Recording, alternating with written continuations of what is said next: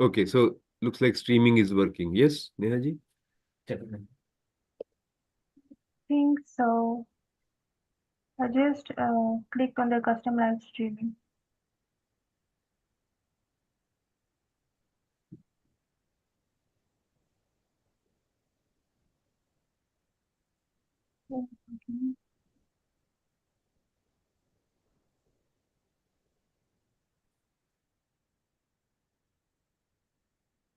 Okay, it's working. Yeah, it's working. It's working. Yeah. You're fine.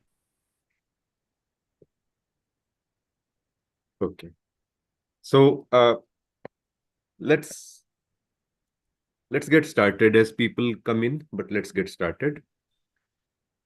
Om Shantakaram Bhujagashayanam Padmanabham Suresham Vishwadharam Gaganasadrisham Meghavarnam Shubhangam Lakshmikantam Kamalanayanam Yogibhirdhyanagamyam Vande Vishnum Bhavabhayaharam Sarvalokaikanaatham.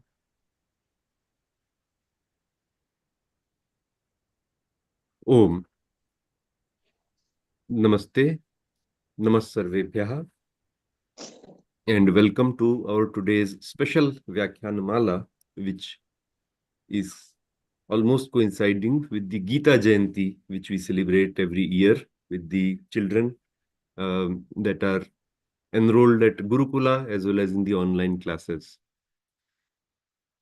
So we have a very exciting event today where Vidushi Srimati Deepa Bhaskaran ji is going to share a very interesting presentation with the parents and children and teachers of Gurukula today.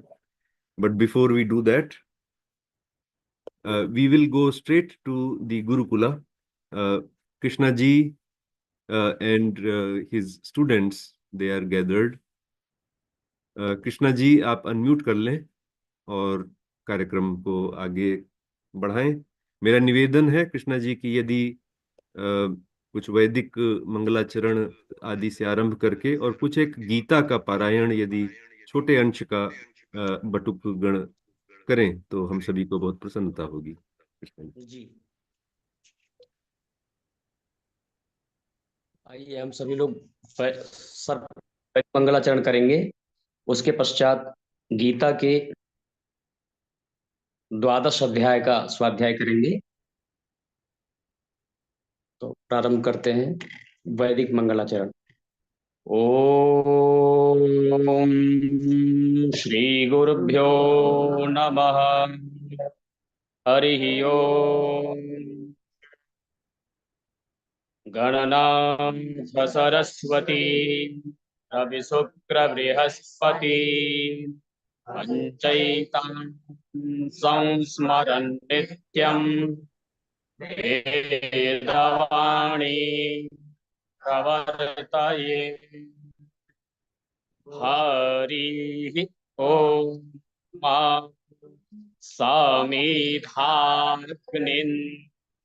वसियाताघ्रे तैः ॐ आयातातिथिं मा अस्मिन् हव्याजुः कानां सुसामिद्धा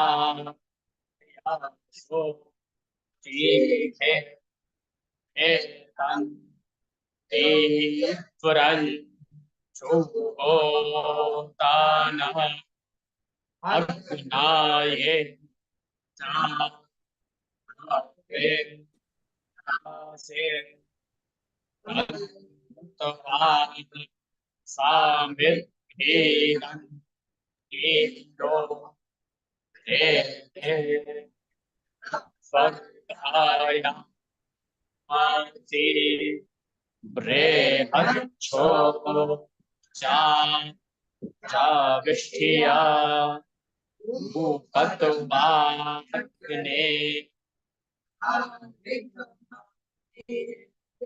एता जीर्जन् भूधर्जात जो खसुभासामेरो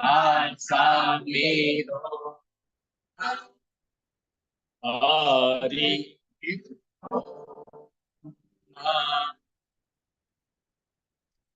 सभी लोगों को जय श्री राम। ये हम लोगों ने वैदिक मंगलाचरण किया और इसके पश्चात में गीता के 12 अध्याय का पारायण आप सभी के समक्ष हम सभी करेंगे।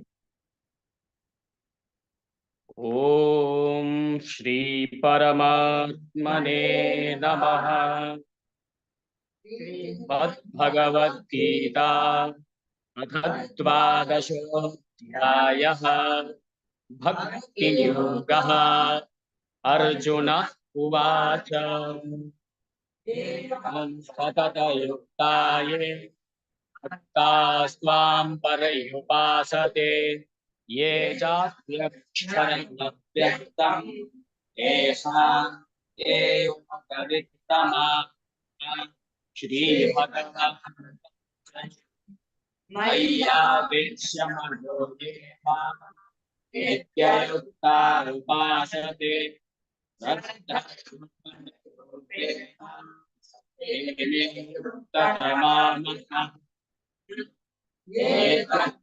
क्षरमनिर्देश्यम् अव्यक्तं पर्युपासते सर्वत्र गमचिन्त्यं च कूटस्थमचलं ध्रुवम् सन्नियम्येन्द्रियग्रामम् सर्वत्र सुबुद्धयः ये प्राप्नुवन्ति मामेव सर्वभूतहितेन माम् क्लेशोऽधिगतरं तेषाम् अव्यक्तासक्तचेतसाम् अव्यक्तानिर्दुःखम् देहवद्भिरवाप्यते ये तु सर्वाणि कर्माणि मयि सन्न्यस्य मत्परायणाः अनन्येनैव योगेन मां ध्यायन्त उपासते तेषामहं समुद्धर्ता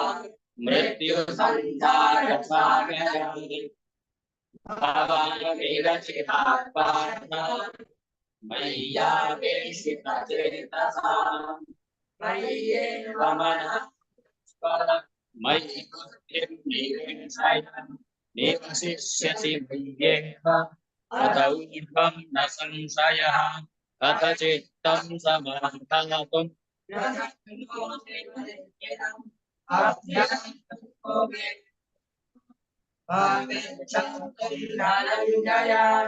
अभ्यासेऽप्यसमर्थोऽसि मत्कर्म परमो भव मदर्थमपि कर्माणि कुर्वन् सिद्धिमवाप्स्यसि अथैतदप्यसक्तोऽसि कर्तुं मद्योगमाश्रितः सर्वकर्मफलत्यागं ततः कुरु यतात्मवान् श्रेयो हि ज्ञानमभ्यासात् ज्ञानाध्यानं विशिष्यते ध्यानात् कर्मफलत्यागस्त्यागात् शान्तिरनन्तरम् अद्वेष्टा सर्वभूतानां मैत्रः करुणेव च निर्ममो निरहङ्कारः समदुःखसुखक्षमी सन्तुष्टः सततं योगी यतात्मा दृढनिश्चयः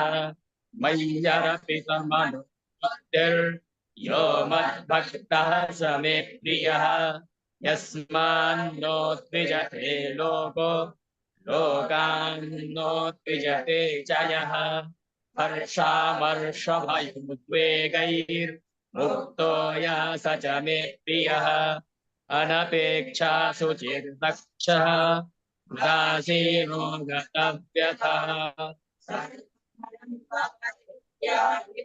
यो मद्भक्तः स मे प्रियः यो न हृष्यति न द्वेष्टि यो रोचति न काङ्क्षति शुभाशुभपरित्यागी भक्तिमान्यः स मे प्रियः समः शत्रौ च मित्रे च तथा मानमुपमानय शीतोष्णसुखदुःखेषु समः सङ्गविवर्जितः तुल्यनिन्दास्तुतिर्मौनी सन्तुष्टो येन केनचित् अनिकेतः स्थिरमतिर्भक्तिमान् मे प्रियो नरः ये तु धर्म्यामृतमिदं यथोक्तं पर्युपासते सद्दधानामत्परमा भक्तास्तेतीव मे प्रियाः ॐ तत्सदिति श्रीमद्भगवद्गीता सूपनिषत्सु ब्रह्मविद्यायां योगशास्त्रे श्रीकृष्णार्जुनसंवादे भक्तियोगो नाम द्वादशोऽध्यायः ॐ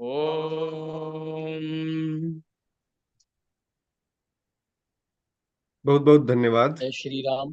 जय श्री राम, जय श्री कृष्ण। बहुत बहुत धन्यवाद आचार्य जी, और धन्यवाद सभी ब्रह्मचारियों को। बहुत बहुत धन्यवाद। तो धन्यवाद। जैसे कि प्रचलित श्लोक है गीता महात्म्य का, सर्वोपनिषदो गावो दोग्धा गोपाल नंदनः पार्थो वत्सः सुधीर भोक्ता दुग्धम गीतामृतम। तो श्रीमद् भगवद गीता की जयंती हम लोग कैसे मनाते हैं? परंपरा में गीता का अध्ययन करना, श्रीमद् भगवद गीता का पाठ करना, पारायण करना, चर्चा करना।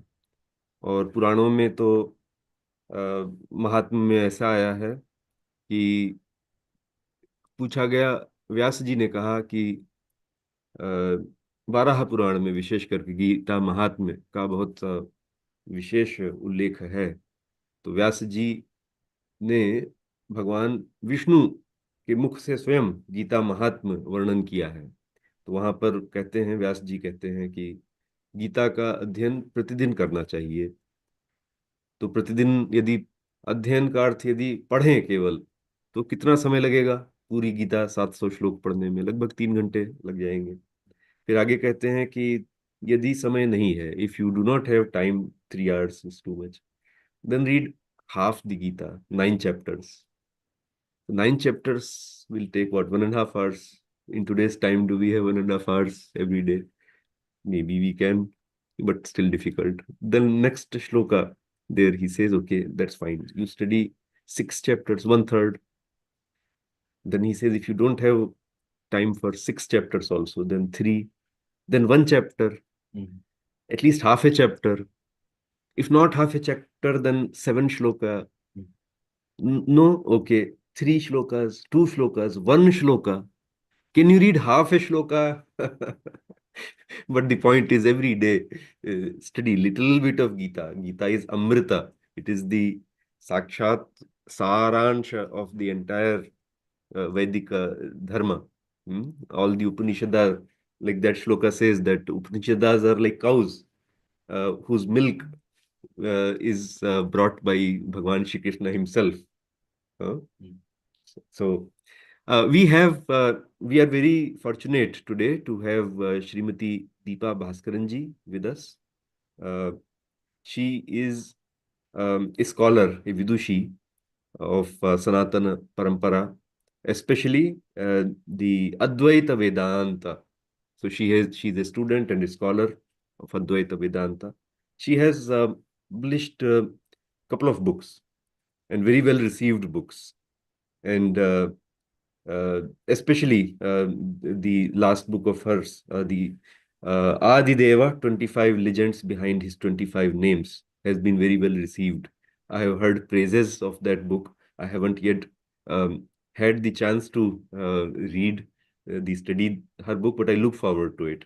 And in our library here at Saraswati Sadan, we have our endeavor here at Saraswati Sadan Granthalaya in Atlanta is to have books of such kind that she has written available to the Hindu community, and that's the mission that we have, to bring knowledge and learning of the Hindu Sanatana philosophy, darshana, history, literature closer to the community. Okay? So her book is very well received. Another book of hers, Airavata Dharma Activity Book for Children. These two books she has authored. She has been a speaker on various occasions, on various forums. She speaks about dharma, itihasas, Ramayana and Mahabharata, Puranas, Srimad Bhagavad Gita itself.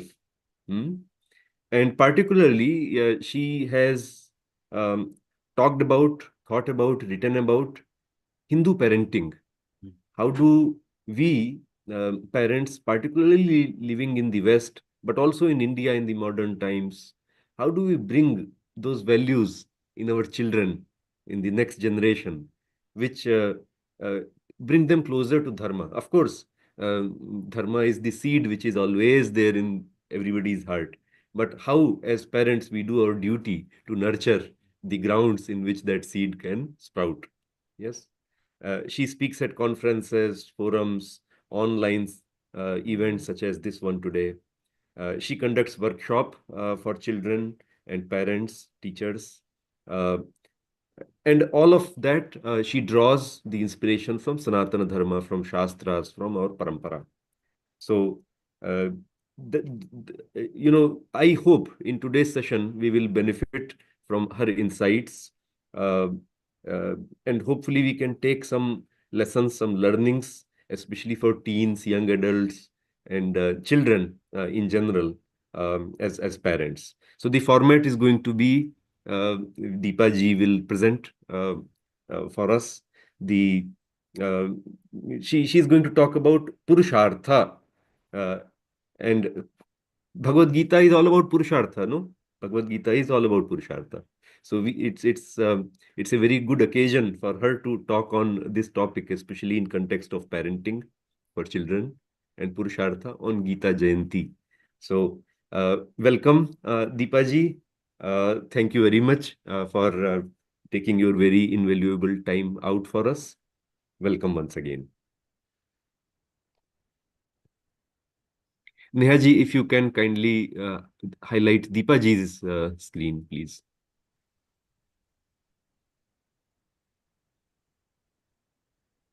Namaste. Om Guru Bhyo Namaha. Hari Om. Thank you to Samskara Foundation and Sarvesh ji as well as Rajiv ji, Neha for this opportunity.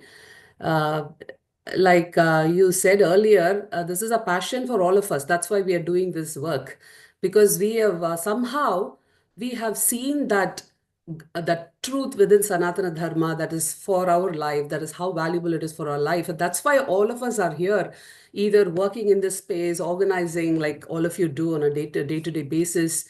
And those who are attending also, you're here because you've at least got a glimpse into what Sanatana Dharma offers. That's why we're all here. And I don't want to be called Vidushi and all of that, but because it's purely, I think what all of us are trying to do, definitely me, is trying to be an able instrument to understand Sanatana Dharma and share whatever we have learned. So there is nothing, original and we shouldn't be original because the content is so powerful. So all we are trying to be is to be worthy individuals who can understand the truths of Sanatana Dharma and then share it with the world. So that's what I'm going to try to do in the next 40 minutes or so. And this is a wide topic. This is not something that we can cover in one session. That's why I have these series of workshops that I've done in the past. But I think it's worthwhile looking at some constructs. So we have, say in modern management parlance, right? We use these things called constructs because our brain can not make sense of an ocean. We need things given to us in small cups. That's kind of the point of these constructs. And I think the Purushartha construct is a very, very handy tool for all of us to live our life, obviously, but also to be better in our roles of parents. So that's why I kind of proposed this topic. And I think there's a lot to learn and grasp. Even internalizing this concept of Purushartha as a parent will help us be better parents. That's what I've realized. So I would love to, share some thoughts for about 30, 40 minutes, and I would really welcome, questions, your own suggestions, your own thoughts on this topic. So I hope you can see my screen. Yes, Deepa ji, we can. Okay, thank you. Sorry, let me go into the screen share mode. So we're going to talk about the Purushartha model of holistic parenting. Now, what we are missing today a lot is this holistic. In Hindu, Sanatana Dharma has been about holistic man-making. It's not one-sided, but what we see a lot today is a very, very unbalanced, very one-sided parenting. And I think using this Purushartha model as a construct in our mind will help us be a holistic parenting, develop our children into holistic human beings who can achieve all the Purusharthas. So that is the topic. And again, whatever I say is, whatever I've imbibed from all of our gurus. So I can't take any credit for it. The fact that they have given the content for us to churn, for us to apply in our life, and for us to kind of learn through that process. So I really pray to all of them. I don't want to go into all of their names. You know all of these people. So I really, all of this samarpan to gurus. So before we go into the topic, I want to show a couple of very, things that happened in the last week. And all of you are very familiar with who this person is. We are all very, very, very proud of him. So if you want to, put something in the chat or respond, go ahead. But we know this person. He's our latest world chess champion, obviously. And what really moved all of us is not just he was great at chess. I mean, obviously he is, at 18, he has become the world chess champion. We're all very, very proud of him. But what we also notice about him is that sanskar. What he has done, when, and I've been sharing it with my children, sharing it in social media. What he did right after winning is what is so, so, so powerful. And that is also, I feel, it's just from the Gita. The Gita, there is in Sthita Prajna Lakshana, it says, Dukesh anudvignam naha sukeshu vigata sprihaha. Not that I won and now I'm the ruler of the universe and I can do whatever I want, I'm going to jump around. But he was so calm. He sat down, number one. And for him, and that's what I felt, and all of us would have taken away different things. But what I felt was, this 18-year-old child has the maturity to be quiet for some time. Yes, he's overwhelmed because he has won and you can see tears coming in his eyes, but he's not shaken by it. He's taking the time to put the chess pieces back. And because for him, I think he's treating the chessboard as Bhagwan. It's a divine, like in our case, we are told that everything is a kala, right? It's not like a simple game, it's a kala. So and we have yoginis associated with the kala. For Sanatana Dharma, everything is a divine kala. So he puts it back and he prays, he touches and worships. And then you see him slowly get up, thank everybody. And even after he gets up, the chair is kind of messed up and he puts his chair back in place. That is our champion, not just of chess, but of Sanatana Dharma, right? And I pray that his winning streak continues and he continues to be a great role model for our children in all such ways.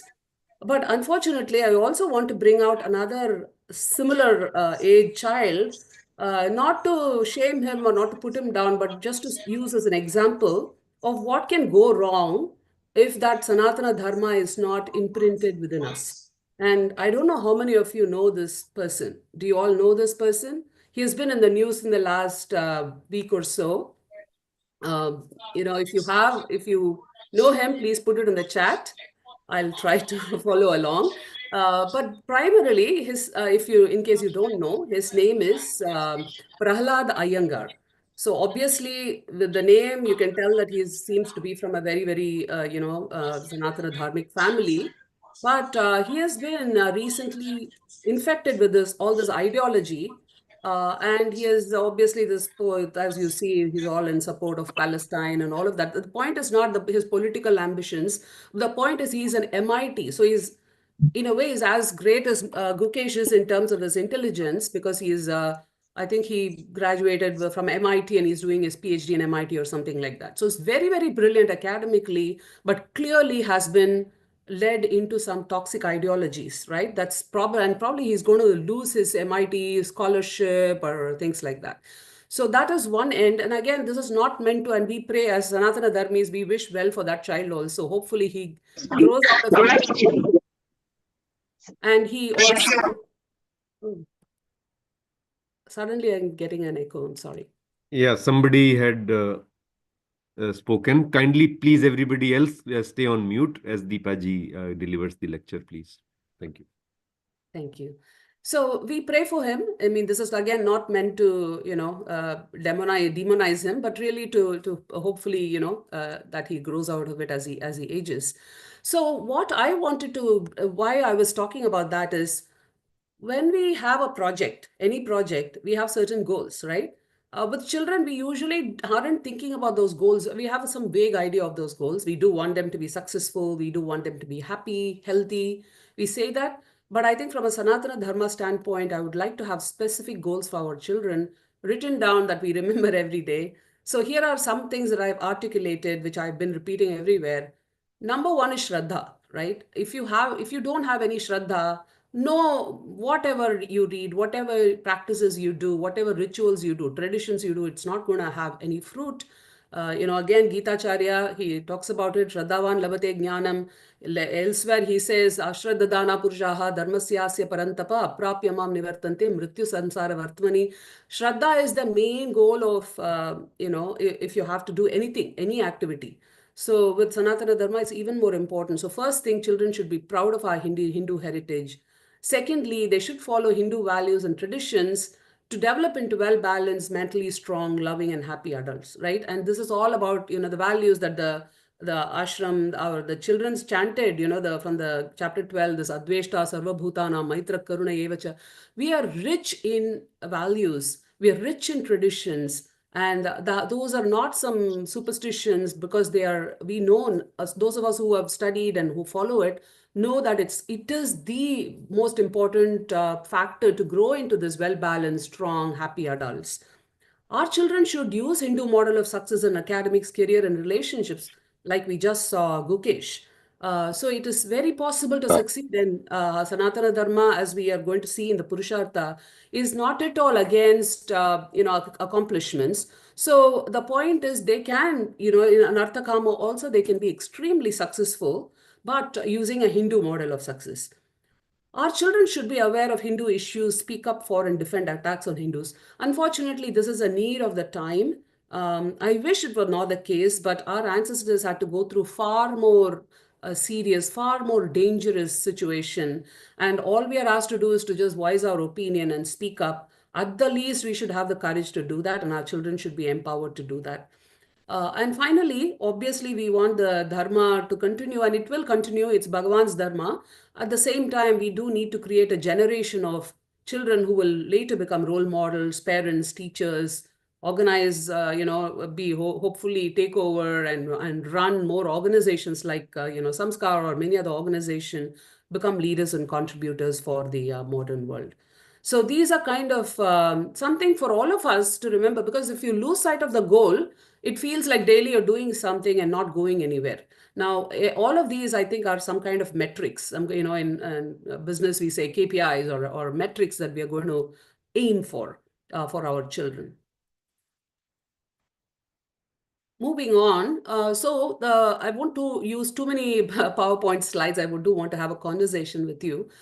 But again, as we mentioned earlier, many such conversations have happened. Many children we are seeing today, many youth who are coming out, who are either extremely well academically, they're doing well, but have some lacking in Sanatana Dharma or Shraddha, or who actually are dharmic, but somehow they are lacking the courage or the self-confidence to go and manifest it. They are actually shy about talking about themselves as Sanatana Dharmis.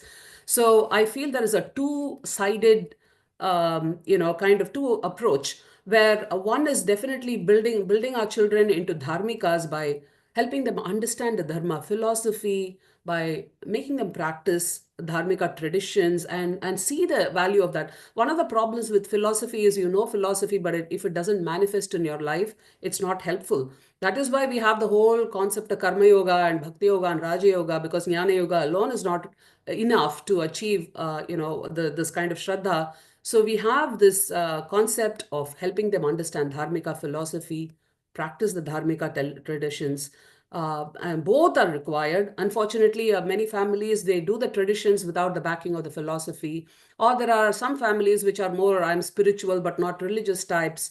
There is no choice for us but to do both. So how well are we doing both? But that alone doesn't seem to be enough. It should be enough, but there is something lacking.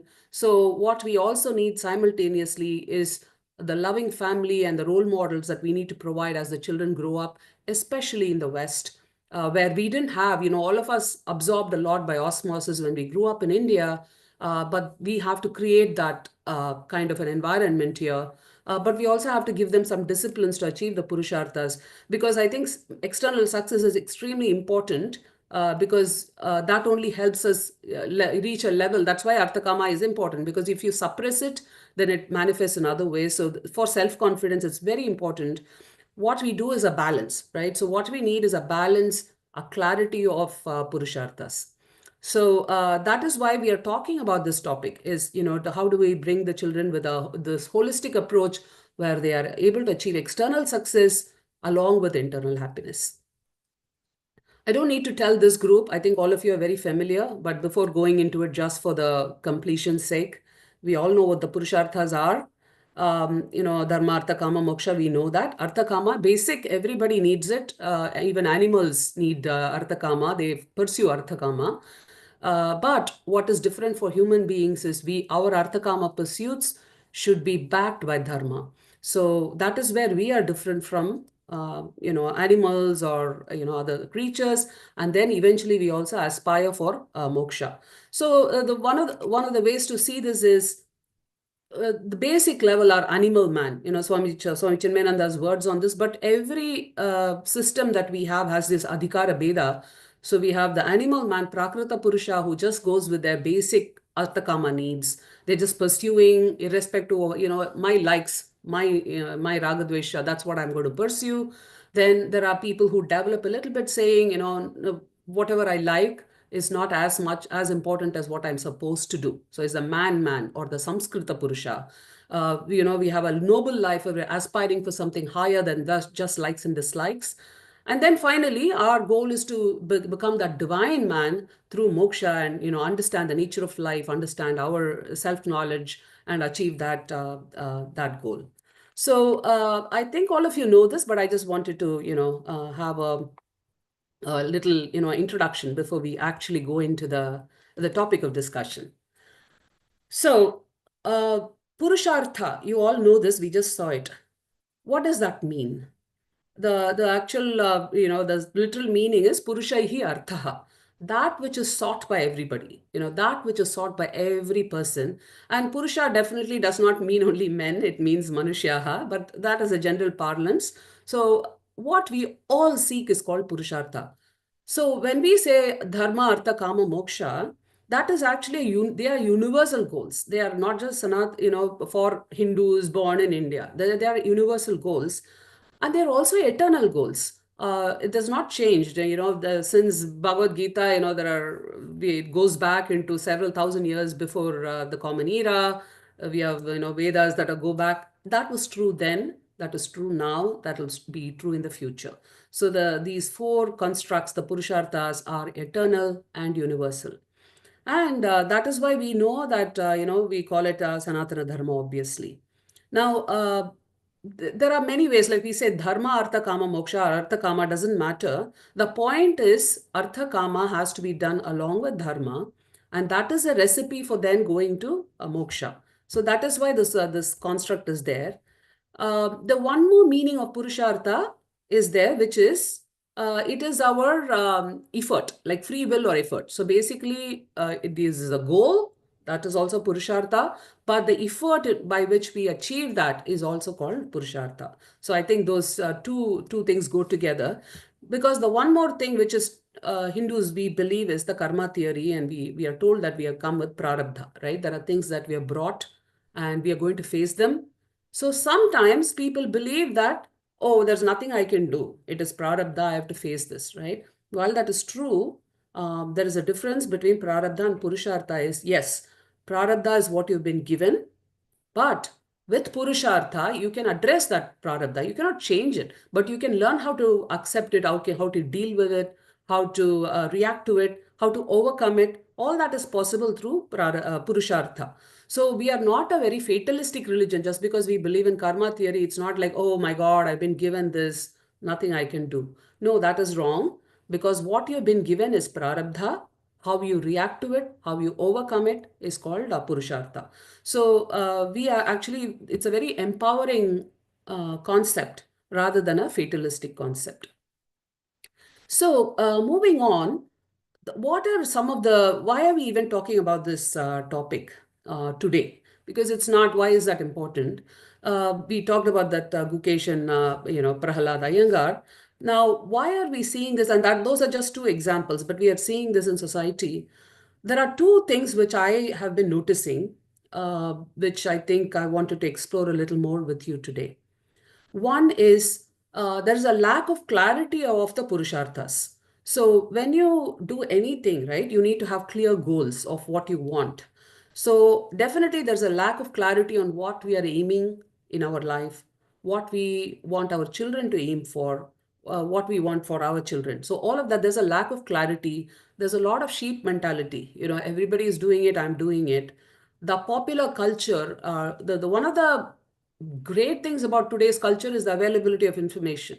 What technology has made possible. That's why we're all together and we are sharing the satsang together. The downside is we're also exposed to a whole lot of information that's actually not helpful, that actually takes us away from the truth, that confuses us, that makes us run after false goals, run after false people. And even in our shastras we are warned about it. Yamimam pushpitam vacham, Bhagavad Gita says, the people will say flowery things and attract you. That is happening very, very much today. All of us, including me, we have all fallen for false information, false role models, false goals, and the peer pressure, the draw of the ego, the draw of jealousy. All of this is what this information, technology information is actually pulling us towards. So, which means we have to be even more thoughtful about what do we really want. We need to disassociate. Yes, take what you want from that, like the Hamsa Pakshi. Take what you need from the information world today, but draw it from the Shastras. You stand in the Shastras and then draw it, because otherwise what happens is you're running after these false notions. For example, do we, I'm assuming that many of you here are parents, and that's why you are in this particular session.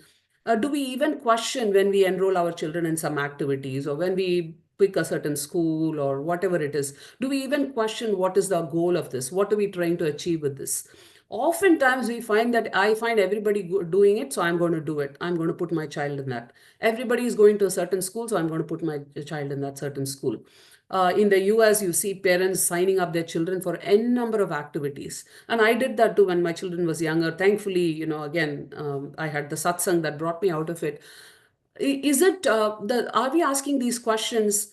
Does it really help them long term? What Purushartha are we trying to achieve with this particular activity, or this particular, initiative or a competition or whatever it is? Is it aligned to their swadharma or their swabhava? Is it aligned to their goals, their capabilities? Does it progress them? Does it hold them back? How does it affect the family? Because these are things that, in my, like I said earlier, I've been doing kind of informal coaching, life coaching for a while now.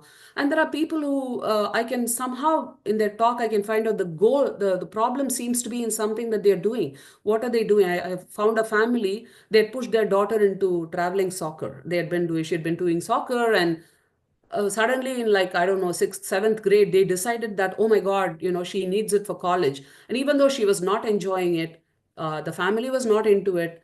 She was not that, exceptional in it either. But they thought it's the only thing she's doing and she needs it for college application. They pushed her into traveling soccer, and the family's life for 2, 3 years was stressed out because they had to spend so much time and money on this soccer. They're going everywhere and they had to manage another child, and neither was she interested. Sorry.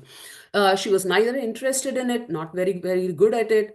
The family could not find friends in that group. They were, obviously the culturally or whatever the reason is, they were not able to fit in. Yet they kept pushing the whole family into this exercise, created a lot of stress, a lot of almost, torture. And then the family was fighting amongst themselves. And it took them like 3 years, and then finally when the child was in 9th or 10th grade, and it was affecting the child's grades. And it's it seems like a small activity, but it has a lot of kind of ripple effect on the whole family. The child would not be picked on one day for, she would be in a substitute in the bench, and she would not be put, and the family would go into a whole lot of stress the whole day, and that would reflect on the child. And the child kind of withdrew into a shell, not doing well in school and all of that. And finally, they realized, not just because of me, I think over time they realized that maybe that was the source of all their issues, right? Now, that is just one sample, and I don't think this is an isolated story. I think it happens across the US. I've seen people who get, almost, passionate and crazy about like robotics or, some kind of a team or whatever it is.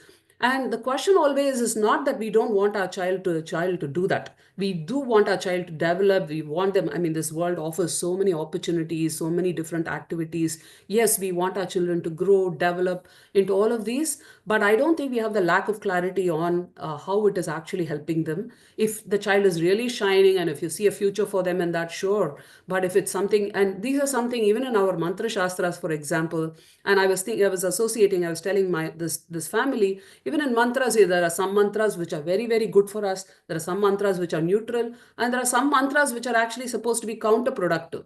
So similarly, in the mantra shastra, same thing applies to us. There are some activities that are very helpful for us, some activities which are okay, they don't cause any harm, but they're not great. It's kind of fun to do. And there are some activities which are probably harming the child as well as the whole family setup. So lack of clarity on Purushartha is something that all of us need to really assess. And I would done the past, I thought my child needed gymnastics out of all the things. And thankfully she was young and we just experimented for a while and dropped out of it. That is one thing. And the second thing is, which I think all of you know, is there is also a lack of balance in Purushartha.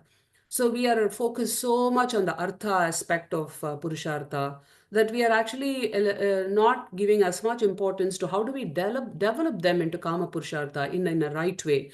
How do we develop, definitely Dharma is so crucial for life. That, as Sanatanis, we believe in the karma theory. We believe that our children have to not just get a good job and make money, but actually have to develop themselves in this life so that they can, move on in their journey as a jiva. All of those things we don't consider at all. We don't empower them for the moksha purushartha. I'm like, why are we so short-sighted about it, right? So the lack of balance in purushartha is something that in the past, I don't think it was an issue. We all had families who did it. We lived in extended families. We were more exposed to the Dharma ecosystem. But today we have to do it deliberately. So those are 2 points which I wanted to raise. So the lack of clarity of Purushartha. Why are you doing something? Is it actually helping the child achieve some Purushartha in a right way? And secondly, are we being balanced in all our Purusharthas? That we are not ignoring the purpose of life for us, which is dharma and moksha, and why are we not empowering them? And why are we putting too much emphasis? And Swami Paramarthananda, who I follow, talks about it as a 4-leg stool that is toppling, right? Because this Artha is the biggest leg, the strong leg, and the Kama is a little smaller. Dharma is very little, moksha is nothing. So it's like a very unbalanced stool. You're making the child sit on that unbalanced stool, and obviously they're going to topple. And that you see manifestations of it, like in Prahlad Iyengar, who falls for some wrong Purusharthas because the Dharma Purushartha has not been strengthened. We see children very exceptionally smart, very gifted, doing extremely well in their careers, but not able to settle down into a marriage or be a good spouse or a parent or whatever, not being able to do anything for dharma, shying away from being part of the Hindu community. There are so many issues there, right? And falling for all these toxic, what we call the woke ideologies. So all of that happens because of the lack of purushartha. Sorry. So now with that, let's go into the 4 Purusharthas and kind of explore a little bit about what they tell us. Artha, we probably do a lot of this, Artha Purushartha today. So I don't think I want to spend too much time on it, except for highlighting a few things. Artha, as we saw earlier in that slide, is not just money, right? Is money is the way it was conceived. The way Artha Purushartha was conceived by our rishis is, It is the security that you derive from your possessions. So it is not just money by itself. How does it matter if you have a lot of money in the bank? If you're not, like, let's say you live in a war-torn area, what good is your money? So the point is the security that you derive from the money. And we are told that you have to make a living and have enough for your security without violating dharma, right? So Yoga Kshemam, Bhagavan also talks about it in the Gita. So we are told that using dharma, dharmena arthakama. So using dharma, you should, without violating dharma, you can achieve arthakama. So that is, kind of the point of artha. We don't need to spend too much on it, but again, I wanted to talk about just three things with respect to artha, and I want to spend more time on the rest. The first aspect is just, summarizing what I already mentioned earlier. With respect to artha, let's be thinking a little bit long term and not using these vanity metrics. Those of you who are in corporate America, you may have run across this term called vanity metrics. So, if you're a company, right, what are you trying to aim for? Your goal is to have high revenues, high profit, high EBITDA. Those are what the true metrics are, right? But companies get sometimes caught up in some side metrics. They're like, oh, we got this award for being the best employer of the year, or we, doing something for the environment, or so many people came to our website this year, or so many people came to our event. All of those are nice to have. They are kind of okay, you can pat yourself on the back, but if they don't translate into a revenue or a profit, how does it matter? It's just vanity, right? It's like ego padding. So we also, I think we have to think long term and not go into vanity metrics. The modern, and this is hard for all of us because everywhere around us there are, and one example I want to mention, which I was starting to go through, is this vanity metric. So, my daughter was learning Carnatic music and doing very well in it. We enjoy as a family, we love it. Inside having studied Vedanta, having studied this, I know the purpose of our music, Shastriya Sangeeta, is very, very high. It's not, this small thing. Of course, the children have to do the sadhana and, get to a level of competence in it, no doubt. But we all know that the purpose of Carnatic music is bhakti and jnana and, mind management, all of that. But when the children are young and surrounded by the society, we get caught up in this competition, that competition, so much stress, so much, putting down each other, and so much negativity that comes in, where the joy of that music goes down, and it becomes a period of stress. So right before the competition, for over 2-3 months prior to that, it's not about enjoying the music at all. It's about stress, oh my God, so many things, and I'm still making mistakes. That's not what music is meant to be, but we get carried into this vanity metric because that particular competition or that particular prize becomes more important to us than what music is supposed to bring us. Now, I am not by any means saying the children should not compete. There are times where it helps, it probably helps. But I think it is our duty as a parent to see, are we sacrificing? So in the example that I told you, it's okay to aim for, if I'm a digital marketing, if I'm a website marketing person, my goal is to get more people to the website, no doubt. And we should compete for it. And the child should excel in their whatever, if it's music or whatever sport activity. Yes, they should try to excel in it. But are you doing it by sacrificing the child's self-confidence or peace or love for that art, or the family's stress, or the family's? I think those are questions we have to ask and be very, very honest about it. Some amount of stress is natural. As we grow through life, we are put through, the children will be put through tough situations and they have to come out of it. But are we doing it for the right reason? That's something only we parents can do. I'm finding a lot of sheep mentality. Like I said, I was in very, very, danger of falling into this, but my satsang group brought me out of it. So I think we all need to have those satsang groups where we are able to talk about, is this really of value? That is first thing with respect to artha, is vanity metric. The second is Bhagavad Gita talks about svabhava niyatam karma. And all of you know, have heard this, shreyan swadharmo vigunaha paradharmat swanushtita swadharmo nidanam shreyaha paradharmo bhayavaha. Later he also says svabhava niyatam karma. Modern thinkers also, many people, you all have probably read, Nassim Taleb, or, recently this Naval Ravikant, all of these people talk about finding the thing that really appeals to the personality of the child and not going for what everybody else is doing. I'm not being impractical. I'm not saying they should do something that's will not get them a job or something, but doing something for the sake of peers is something that we Indian community have been doing too much of.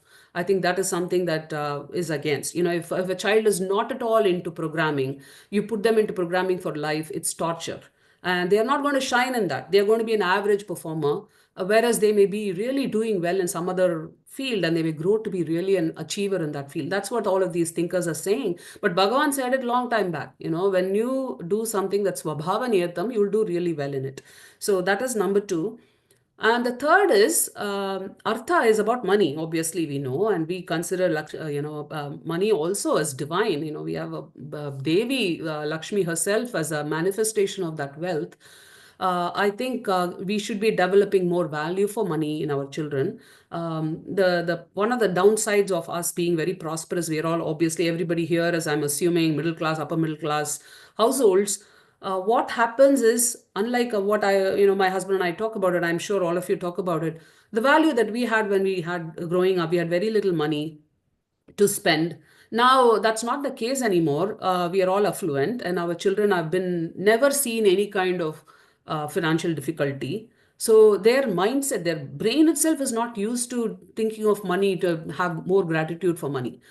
They are very comfortable spending more money for, I don't know, shows or going out with friends and all of that. And now that I have a child, two children in college, I'm saying, how can you spend so much money?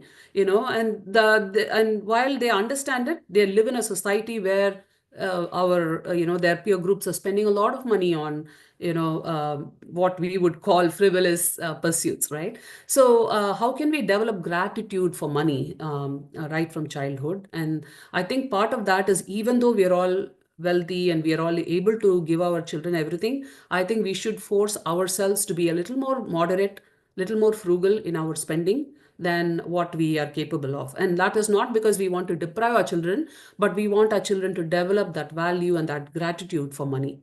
So one of the things which my personal take is, Yuktahara Viharasya, what Bhagavan says in the Gita, applies here. Frugality, moderation. So even though we can afford, like for example, fancy hotels, we say, no, let's try to, take something moderate. Let's, maybe we can fly business class, but we are not going to. We are going to do economy because it's totally possible to do that. And, also that feeds into the third category, which is dhanam.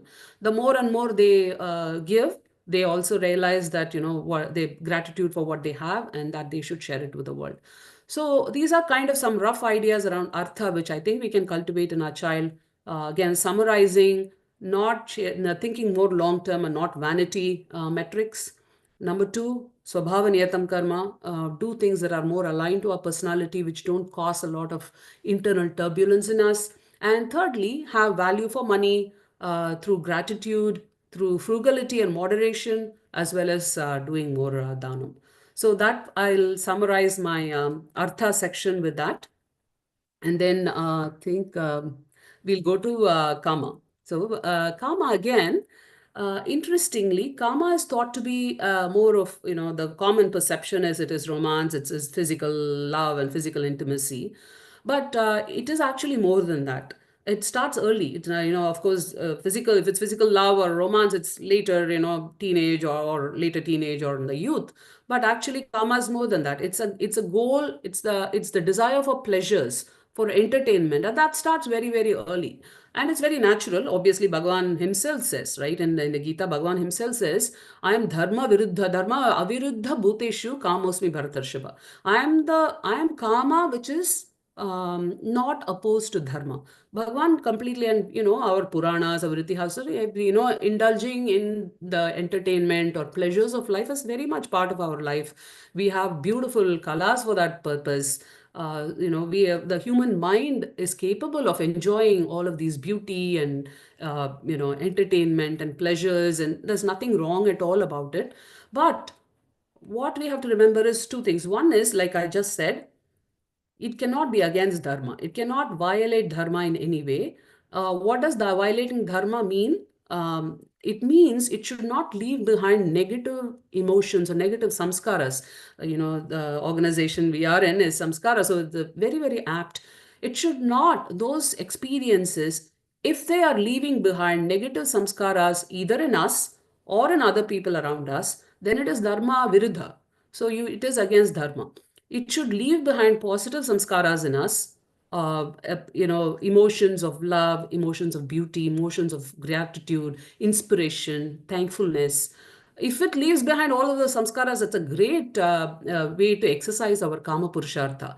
On the other hand, if it's creating disturbances in us that are longer term, then it is dharma viruddha, like opposed to dharma, right? And one of the things which, if all of you some of you may have read it, I would highly recommend you go and read the introduction to Swami Vivekananda's Raja Yoga book, because there he outlines how we get affected by the experiences we have in the world.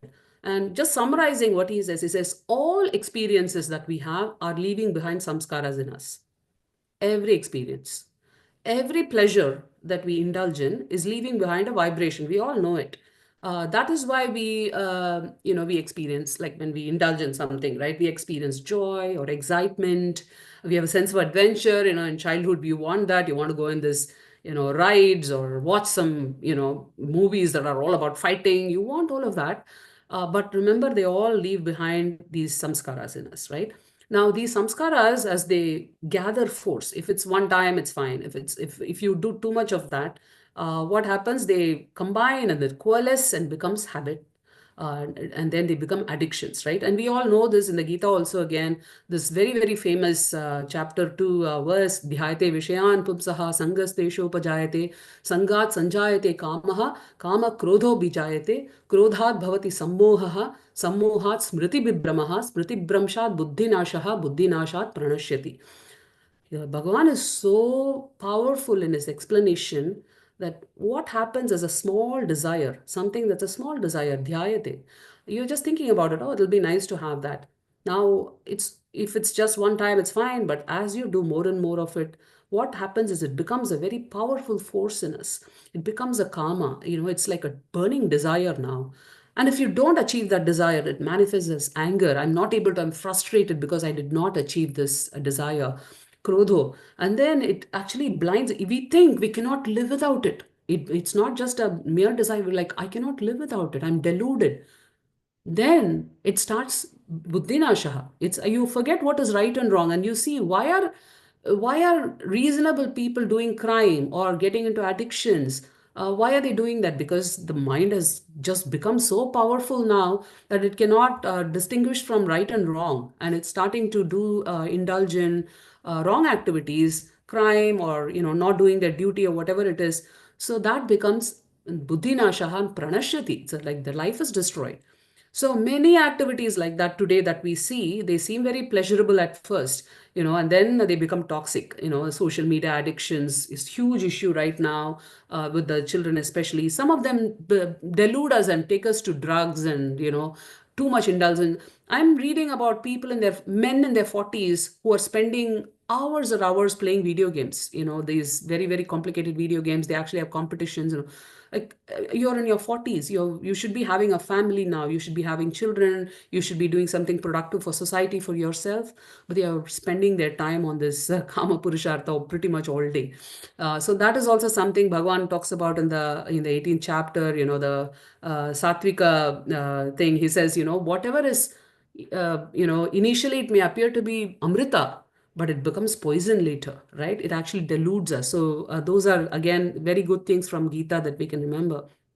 So all of these are in general, observations about karma. Especially we see that with our the social media generation. This whole concept of binge watching on Netflix. Where did this come from? When we grew up, we had to wait 1 week for the next episode of whatever we were watching. But now you keep going on, and those are some things. When I talk to my children, I said, "Do you realize what you're doing? You're really giving, that has taken over you. You have other things to do.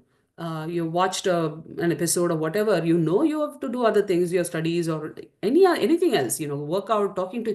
The saddest part is the children are getting addicted to this, even this Netflix or whatever. What happens is they don't even want to spend time with their friends anymore. I'm noticing that with my younger daughter who's in high school, is her friends would rather stay home and be on their phone or binge watch than walk with their friend or talk to them or something. So the amount of addiction that these technologies create in us is, I was telling my daughter that in my young age, if I was told to go to a friend, I would be running. I'd be taking my bike and running to meet a friend.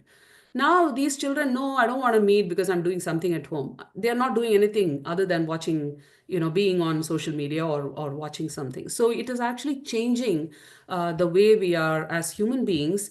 So what can we do now, right? Again, we have talked about the problem enough. We need solutions. The solution is we have to create a rasa for good aesthetics. Now, that is something that we can start doing at home because the world is filled with all kinds of good and bad.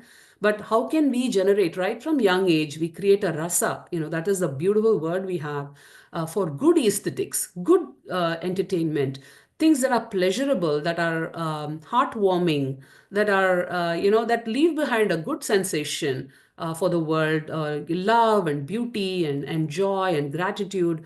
And how do we also create disgust? Disgust, I know, is like Bibhatsa is one of our Navarasas. We have to create an active disgust for cheap content. And I think that is something even psychologists talk about. Creating disgust is good for the wrong thing. So we, right from childhood, we can talk to them about how look at this kind of entertainment, how beautiful it is. It could be our classical music, dance. It can be some good movies, good art.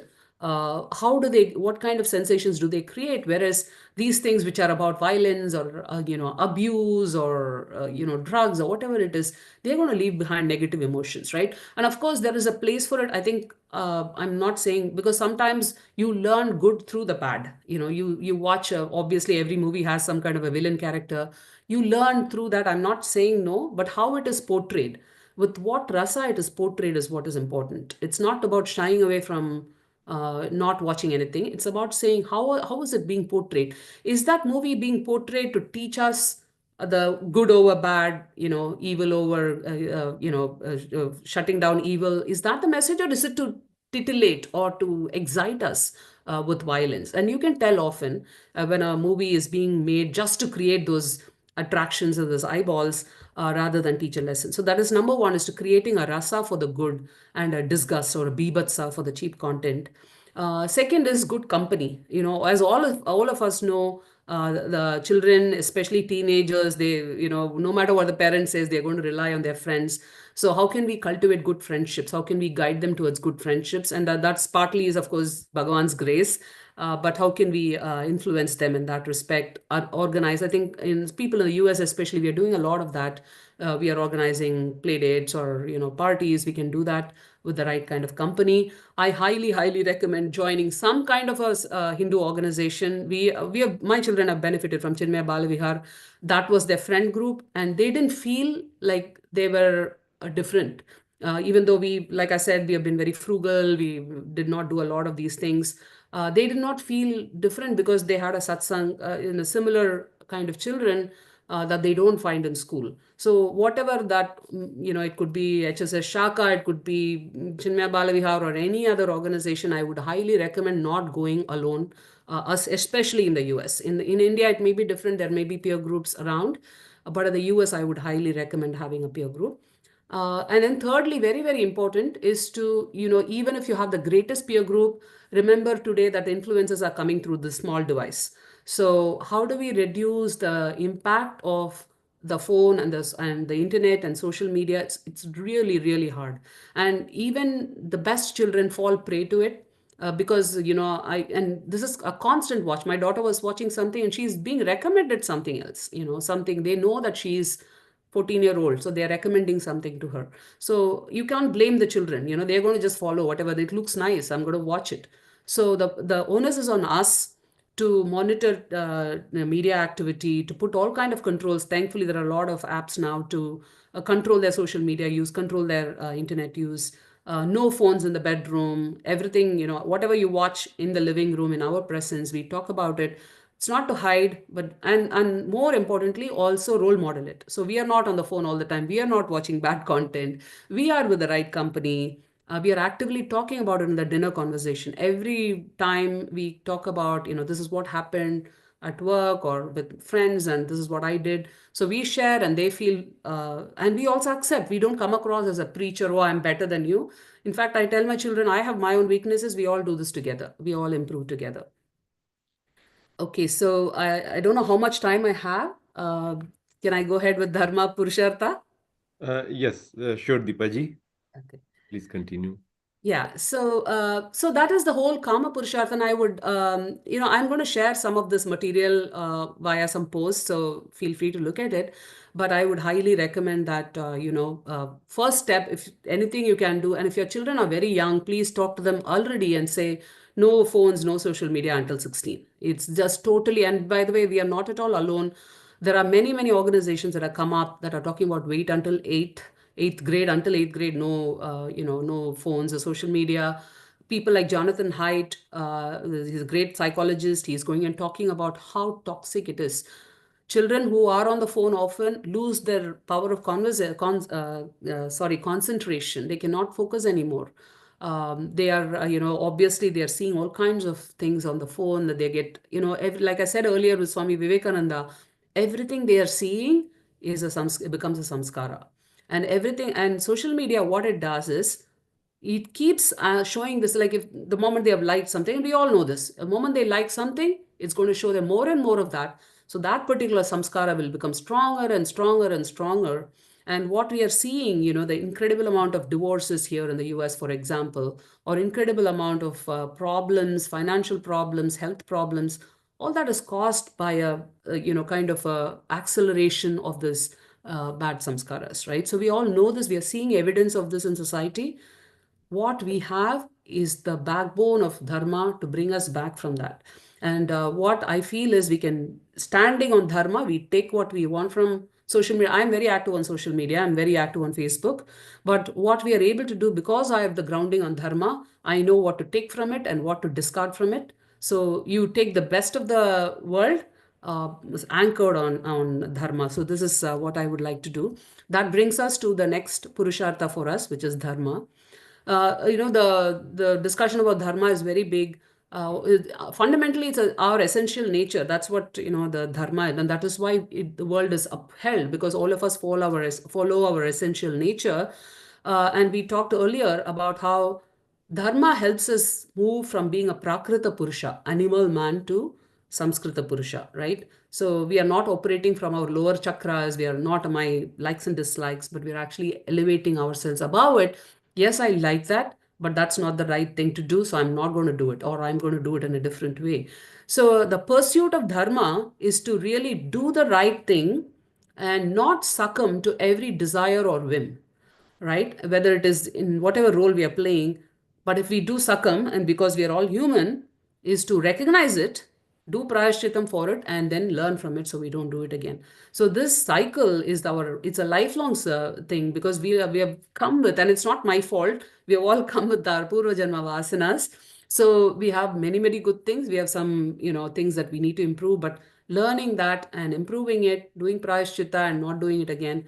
When you do that, that progresses us through the journey of our very, very special human birth.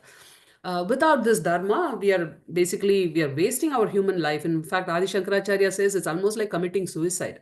If you're not progressing yourself internally, it's as good as, yes, you've done your job, you've accumulated some money, you probably have a family, anything, but it's as good as committing suicide. He says it so starkly. So earlier, we are surrounded by Samskrita Purushas in society. In the earlier generations, we had so many people to look up to in our immediate family, or in our village, or wherever we grew up. Now we don't have that anymore. We are, like I said, we are thankful because we do go to Chinmaya Mission, and our children have been exposed to a Swamiji every week. So they see a Samskrita Purusha every week, or even a Mahatma Purusha every week. That is not true of most of our children in their life. Like when I look around, many people in my neighborhood, for example, they don't have any Samskrita Purusha in their life to look up to. They have their parents. Hopefully the parents are doing the right thing, but they very little exposure to, for example, their grandparents, or very little exposure to elders who are, manifesting bhakti and karma yoga. So what happens is their role models are all from outside, and you know who they are. They're all these celebrities or pop artists or sports people or whatever. So we are, lot of us who grew up in India are taking this for granted.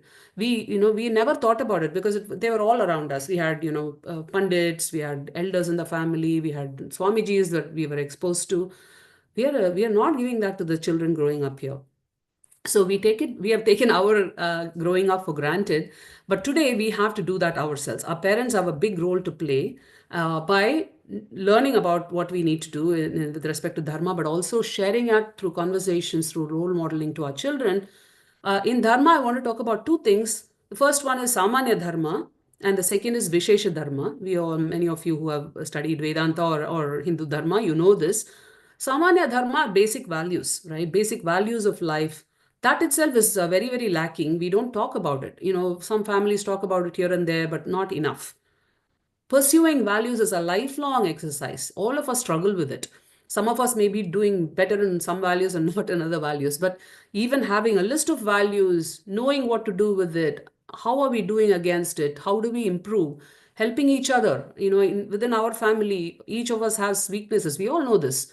How do we help each other through those weaknesses in a very open manner, not to put down, because none of us is perfect. How do we do that together? That is, I think, a great family exercise. And I think that is what families are meant for, especially the couple are meant for, the children also, is, we are developing ourselves through your help. I'm going to do it. You're my coach. You need to develop. I'm your coach, or I'm your partner. That is a beautiful journey as a family.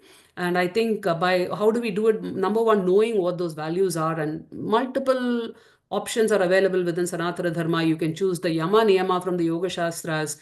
Bhagavad Gita has 3 or 4 areas, and the children chanted this 12th chapter, Adveshta Sarva Bhutanam, or the 11th chapter, you can say Amanitvam, Adambitvam, that list Bhagavan gives. Bhagavan also gives this Daivi Sampat, which is, Abhayam, Sattva, Samshuddhihi, Jnana Yoga, Vyavastitihi, Danam, Damasya, Yajnasya, Swadhyaya, Tapa, Arjavam, Ahimsa, Satyam, Akrodha, Tyaga, Shantir, Apaishunam, Daya, Bhuteshvalolutvam, Mardavam, Rira Chapalam, Tejaha, Kshama, Dritish, Shaucham, Adroho, Yati, Manitam, Bhavanti, Sampadam, Daivi. So he gives a long list. And when you read, and by the way, all of these are available online today. If you have not studied, a lot of lectures are available.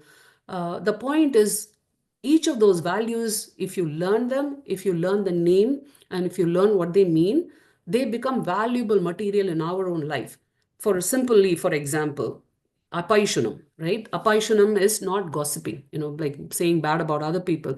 That is what social media does all the time. So, when my children started social media in their 12th standard, 12th grade, my daughter will share it and say, this is not necessary. Like, why do we want to talk about somebody? It's their journey. We can use apaishunam. So whenever this conversation comes, I say, I don't want to know, because it's apaishunam. So those words help. Or for example, dhamma, sense control. Like, let's have a little more dhamma. Let's have a little more titiksha. Those words really, really help. So I would highly recommend we all learn those values and make it a family undertaking. And again, this is by no means, saying, oh my God, you failed. No, you fail because you have those samskaras. I fail and many other things. We have the samskaras, so we do this together. Great dinner table conversations again, great conversations at home. The second dharma, so we talked about samanya dharma. Then we have the vishesha dharma, right? Vishesha dharma earlier was called varnashrama. We don't need to go there. Primarily today, we look at what is the role, what is my role as a student, as a child? What is my role as a spouse, as a wife, as a husband, as a daughter to my parents, to a daughter-in-law, to my parents-in-law? What are my role in society? Now I'm a Balavihar teacher, so what is my role there? What is my role at work? All of these are what I would call as Vishesha Dharma. And that also there's confusion, because now people want to bring one dharma into others. And in work, they're talking about bring your whole self. That's not right, because I can't bring my whole self. I have to bring my work self there, and I have to do an excellent job there. If I'm a wife or a mother, I have to be a great mother. I cannot bring whatever I do. And I liked what Indra Nui talked about in her book, is she could have been the CEO of Pepsi, but her mother told her, when you come home, you leave that aside. You're number one, a wife and a mother.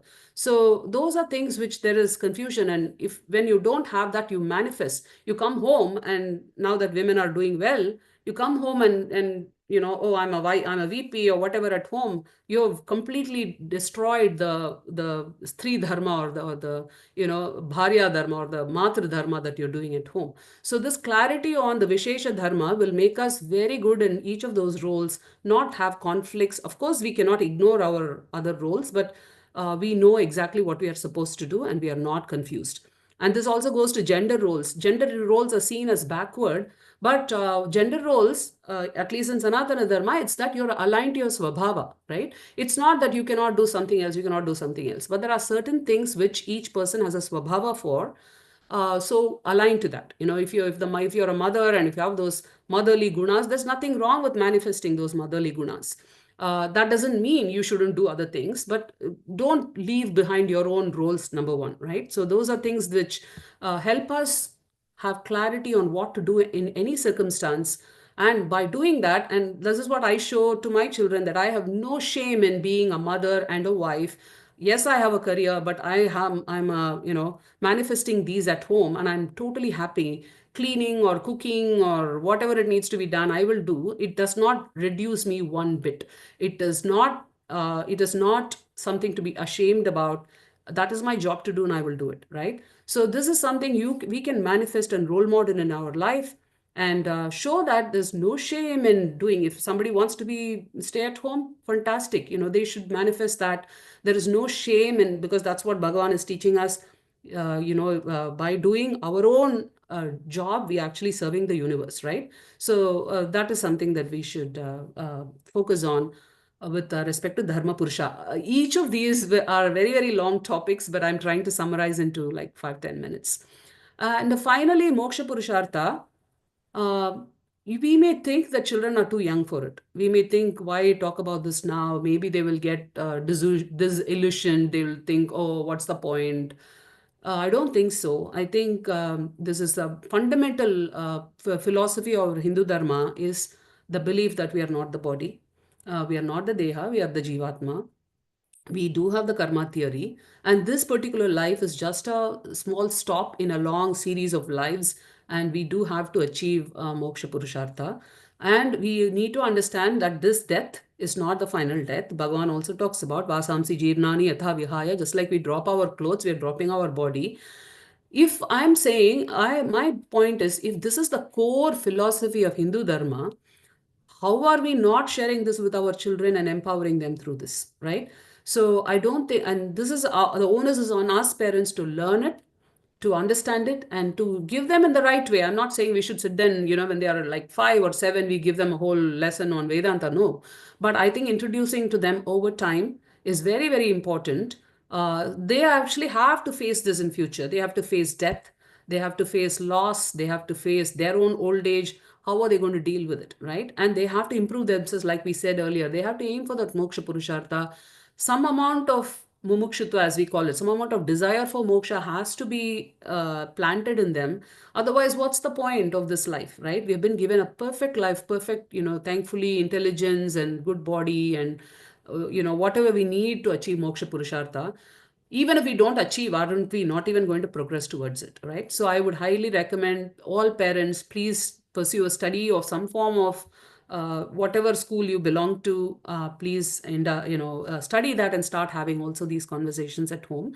In Hindu Dharma, happiness is here and now. Yes, there is moksha, but we can achieve that happiness here and now. Yes, we have problems in achieving that, but let's continue this journey together, right? And that is why we have to talk about Karma Yoga, Bhakti Yoga, Raja Yoga, Jnana Yoga, and so on. Karma Yoga, you all know, just to summarize, doing your duty like we talked about earlier, having the Samanya Dharma and the Vishesha Dharma, doing our duty as our offering to Bhagavan, accepting whatever phala it happens. And this is also very, very critical for children. They are not going to succeed in everything they do. They are going to fail. They are not going to get, whatever award or prize. They are not going to get into the college of their dreams. Does not matter, because we don't know what is right for us. We are aiming for it based on our own likes and dislikes. maybe that's not the right thing for you, so accept Bhagwan's whatever comes to you as a gift from God, because it may be the right thing for you. That is karma yoga. And bhakti yoga, developing some form of devotion to any ishta devata, knowing your kula devata, knowing your grama devata is very important. Hopefully we all can go and visit those temples often, or have a photo at home. Let the children know their ishta devata, grama devata. Let them have an ishta devata that they worship every day. Have an altar, have a daily routine of praying, doing something, obviously festivals. Raja Yoga, start them on a journey of pranayama, meditation early. It really helps them, especially in today's world with all of this. I'm glad to say my children all do yoga, pranayama every morning. My son does Sandhya Vandanam, and I can tell you that it's at least not got them all over the place. They are a little grounded, a lot of room for improvement, but at least they have the shraddha for it. And Jnana Yoga, like I said, at least expose them to the Gita, expose them to understanding about death, understanding about life, what is the purpose of life, and so on. So this, I think, is a continuous, conversations that we should have with our children. And one of the ways to do it, going back to a little PowerPoint, is how do we do? Like, obviously, we do it. For me, I've just felt that conversations are a huge, powerful tool. We all go do our studies, all do our sadhanas, we all do reading, we read the newspaper every day. But where it all comes together is these conversations where we bring in Sanatana Dharma, we bring in our observations of the world, we bring in our own reactions, our own mind, what it is going through, and all of that coalesce into very candid conversations which have the power of changing the children's minds over time. They are, because the stories, right? The stories from Sanatana Dharma, the stories of the world, what's happening today. This Prahlad Iyengar, we talked about him. We talked about Gukesh. And now that two of my children are away from home, it's often through text. I send them Gukesh, and did you notice 1, 2, 3, you know what he did? And they have noticed it. So these are conversations we can have. So I want to end with just this slide. Please have these conversations as you go through the study. General guidelines is you don't nobody has the time for long lectures. Nobody wants to listen to long lectures. Little nuggets are enough, but little nuggets every day, they add value. No question is wrong. Let's not, Sanatana Dharma is a question of seekers. We can ask any question. We can question anything. We can question even Bhagwan, as Arjuna did. So no question is wrong. Take a casual tone. We are as much learners as the children. So we are all in it together. So we can take a casual tone and not appear preachy, because kids don't like it, especially when they're growing up here. They don't like being preached to. If they are unable to answer, it's totally all right to say, hey, let's find out together, and then go look at some resources, learn it together, share it with them.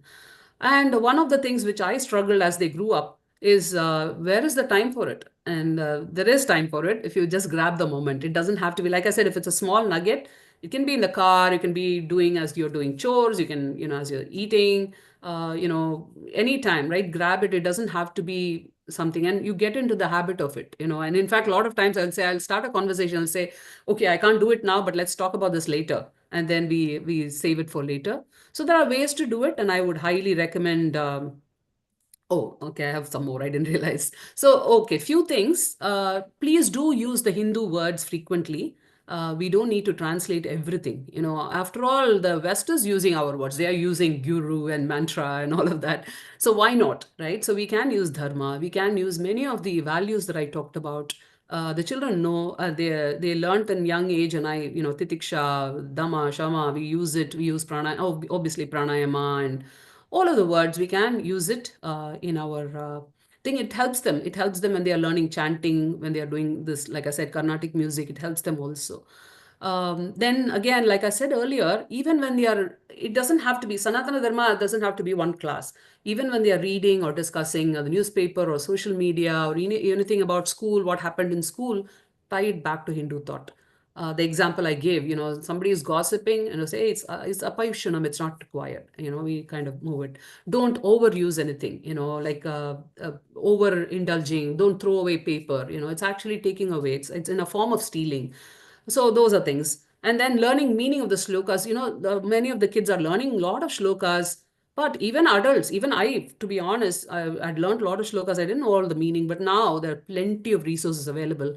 What I would do as the kids were growing up is when they chant a whole shloka, they will say, pick one shloka, let's read the meaning, because we don't have the time for all of it. Let's say Hanuman Chalisa, pick a number, 26. What is 26, right? So every day we incorporate it rather than one day. So it becomes the learning kind of accelerates over time. Go where they are. As like I said, my children are, two of them are out in college, so I do send a lot of text. I share with them some video or something, some quote, have the conversation going. Don't leave them alone. Because again, college is the time they've gone out, they have a lot of peer influence. So that's where we have the way to communicate with them on an ongoing basis. Enable peer groups. Like I said, I highly recommend you join some kind of a Hindu organization where these kind of things are being talked about. And finally, one of the things which I do, and that's the reason for the book that I recently had the opportunity to publish, is our Itihasa Purana, our stories are powerful mediums of transmitting Sanatana Dharma. Let's not ignore that. So we read a lot. Have always in the coffee table book, I have like 3 or 4 books always there. So even if there's like 20 minutes, read something together and talk about it. So yeah, those are great ways to keep it going. Have Sanatana Dharma as a very powerful, vivid, vibrant part of our life on an everyday basis. So with that, I would like to end. And again, some information. The activity book is for children, but many adults also saying they are finding it very, very helpful. So the first volume is on Amazon. The second volume is coming out very soon. But these are little nuggets into different aspects of Sanatana Dharma with activities, with writing prompts, with puzzles, with little yoga poses, a lot of things. And then Adideva is the book that was published earlier this year on Shiva Kathas. Again, not just the Katha, but really the symbolism behind it, tying it to Gita, tying it to, Adi Shankaracharya and so on. So, and then I have a couple of blogs. Feel free to check them out. Okay. So I will stop here. I don't know if I've taken more time or not, but in any case, I'd love to listen to your thoughts, any questions that you have. And again, thank you very much to Samskara for the opportunity. Shri Gurubhyo Namaha. Thank you very much, Deepa ji. Very enlightening talk. Of course, hearing from you kind of was, I'm sure, making all of us think, rethink what's going on in our families and around us. And I definitely hope the audience took some actionable insights from your talk, and will follow up. At Samskara, the very premise, the very foundation of our work is rooted in exactly what you narrated, in giving resources to the families and parents, giving them peer groups, sattvika peer groups, giving them a holistic curriculum to the children according to the age groups and the psychological development of different age groups, and giving them content which is most useful for that age group.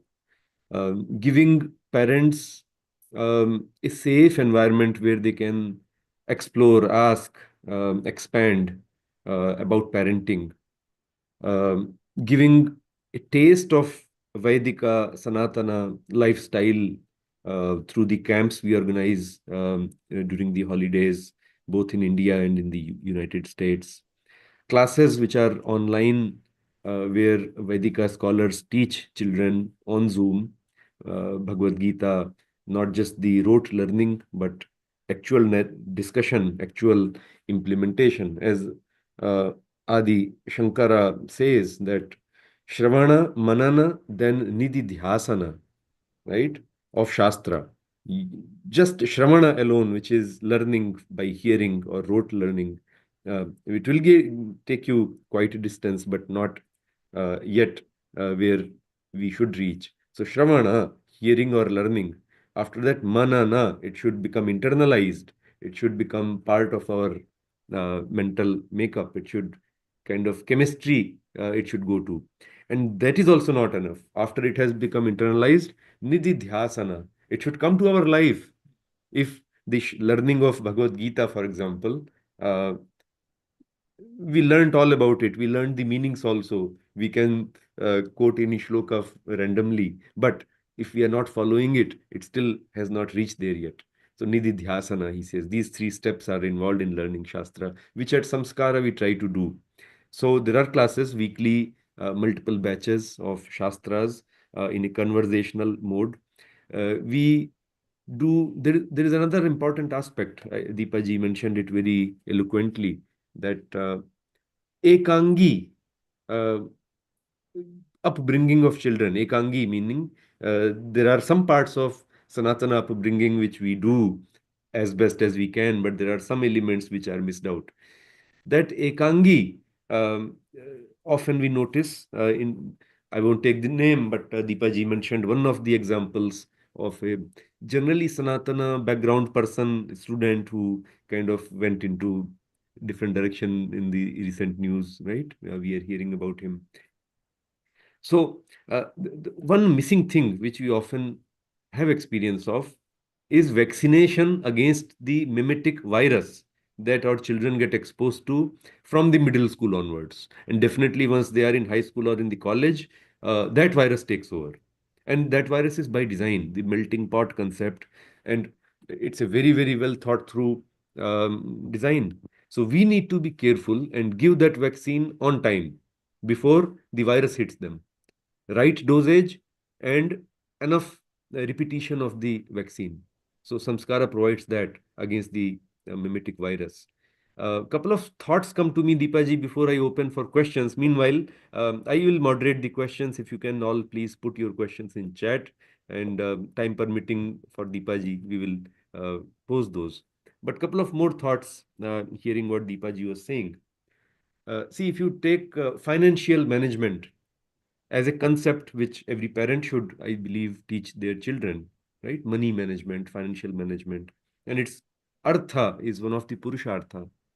So Manusmriti, pay attention to a different thought. Manusmriti, in that Bhagwan Manu very nicely says something about Purushartha. And he takes financial part of it, artha, you can take as an example there. He says, अलब्धम चैव लिप्सेत लब्धम रक्षेत प्रयत्नतः रक्षितं वर्धयेत् चैव वृद्धं पात्रेषु निक्षिपेत् एतत् चतुर्विधं विद्यात् पुरुषार्थ प्रयोजनम अस्य नित्यमनुष्ठानं सम्यक् कुर्यादतन्द्रिया. What it means is that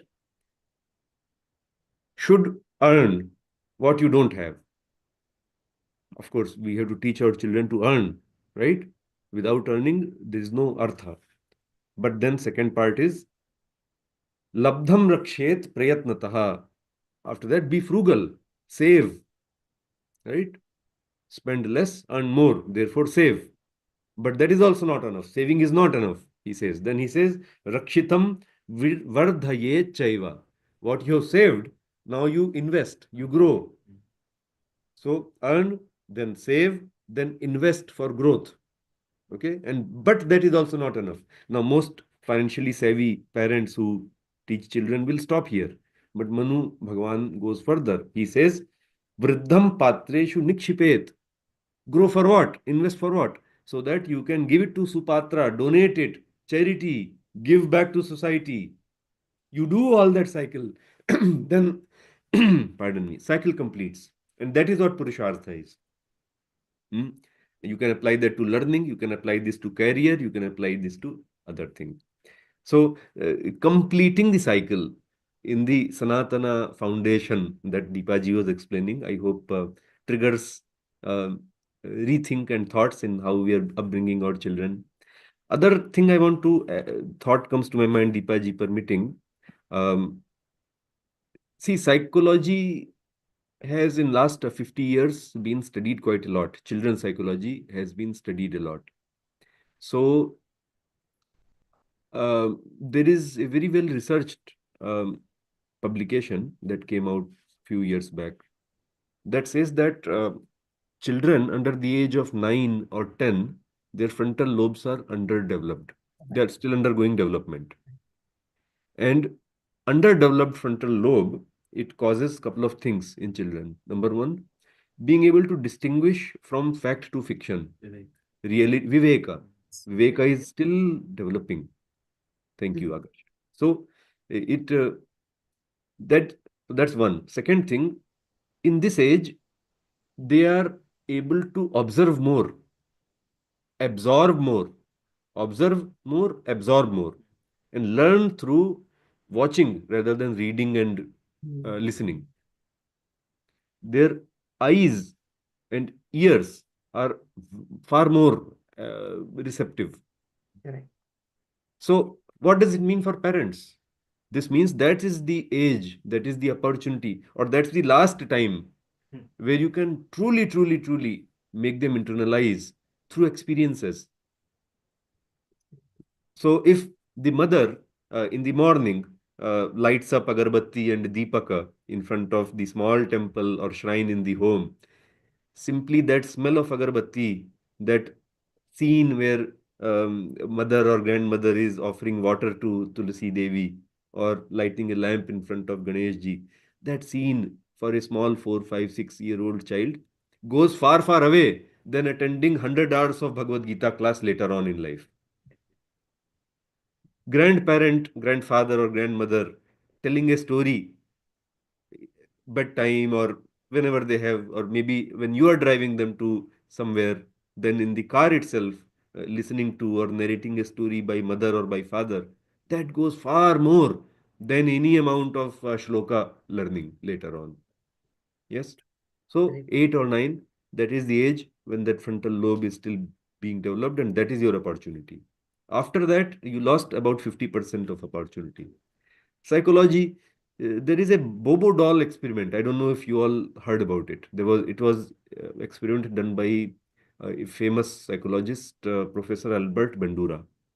So in that experiment, it was done in 60s and repeated in 90s again. They take a doll and they violently treat that doll. Adults violently treat that doll. Completely irrational behavior.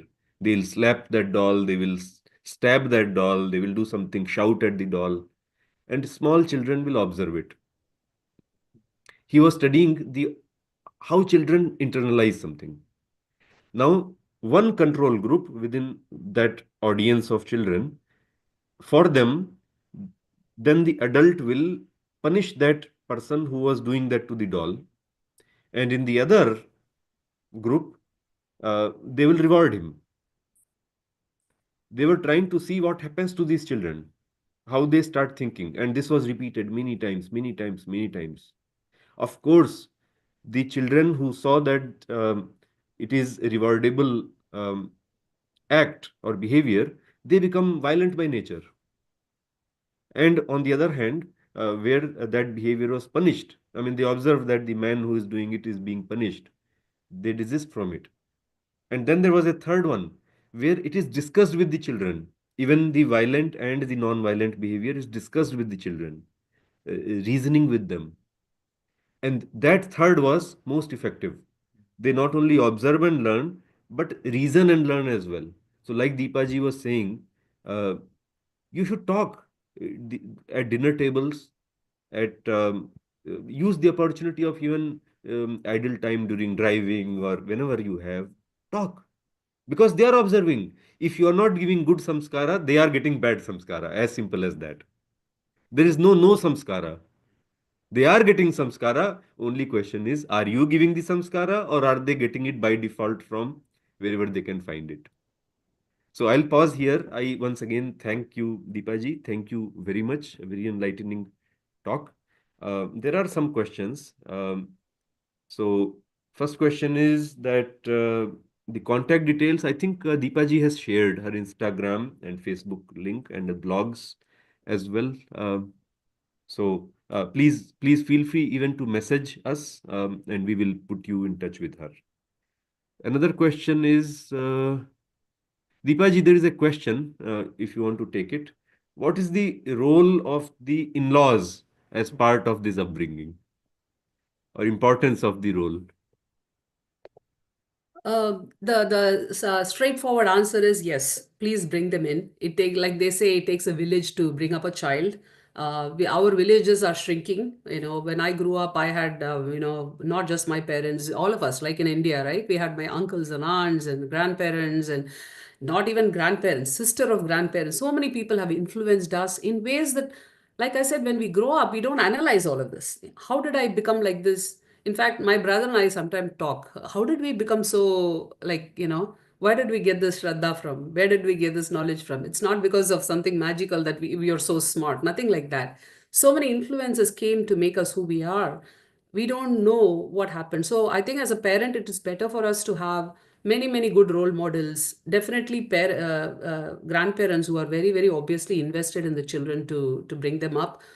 Now, the reason I think there is a subtext behind that question, right? So today, of course, please bring them as much as possible. If they don't live with you, try to find ways to. And I think these are investments worth making. I hear some people have not visited India for years. I think that's a pretty big, if this is what you want, if you want your children to grow up dharmic with this connection to India, connection to their ancestors, connection to their Kula Devata, I think you need to make that investment. Even if it's a 10-day, whatever it is, we do spend money. Whatever money is better to be put on this, because the benefits go long term. It's not just a simple vacation. It is a connection that gets built over time. So number one, that is one thing. If that is not possible, have very frequent interactions with them over technology. That really helps. FaceTiming with the grandparents for a long time. And I was my mother also. She would spend a lot of time with them, telling them stories, having them chant. She would explain them things to all of that. But I think that question has some subtext, because there may be some issues also. I've been doing a lot of adult study groups also, and many people say, my parents themselves don't follow, my in-laws don't know, whatever it is. Totally possible, but that is something we can talk to the children and say, just because they are your relatives or your grandparents doesn't mean they have a background. Because unfortunately, because of the Pathashala system going bust, and even our parents have gone through the Macaulay system, even our grandparents have gone through the Macaulay system. So it's possible that they also are very somewhat ignorant or somewhat misguided. So we need to separate the two. We need to have those as a duty to our elders, Panchamaha Yajna, having Pitru, like taking care of our parents, having connection to our parents is very important. Number one, so that is taken care of. If those in-laws or parents also bring Sanatana Dharma into their lives, that's fantastic. That's a great idea.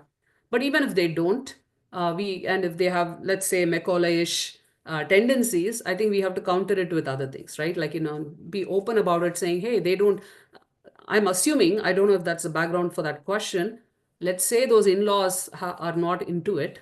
Then we just say, okay, they are not into it, but this is the truth. And this is what the Gita says. This is what Sanatana Dharma says. So overall, I would say having elders as part of the family, there are so many benefits that will last for a very, very long time. Psychologically, family-wise, the children know this is the Hindu model. The Hindu model is we are a connection, we flow from the ancestors. Even though we may be a nuclear family, physically, mind-wise, we are not. Mind-wise, we are an extended family. So that I think will help them a lot.